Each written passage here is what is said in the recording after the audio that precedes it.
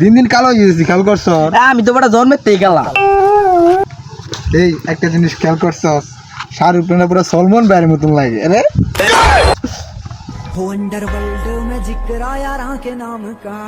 রাগ করছে মনে হয়।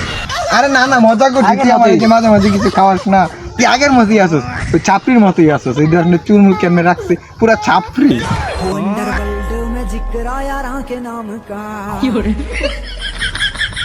কিরে ভয় লাগতেছে, মারবো নাকি? তোর ভয় লাগে না? কারণ না না, তুই ওই যে বাংলাদেশ যে ইন্ডিয়ান ছবি করে কি ঋতিক রোশনের মতো লাগে, ক্যাটরিনা কাইফ, আরে ক্যাটরিনা কাইফের মতো লাগে। পরে বাংলাদেশের সুদর্শন পুরুষ নামটা জানি কি রে, এই বিপ্লব কালের মতো লাগে। अंडरवर्ल्ड में जिक्र आया के नाम का। আরে না না, তুই পুরো সব মিলে পুরা পারফেক্ট, আগের মতো তুই আছিস, পুরা পারফেক্ট দেখছ।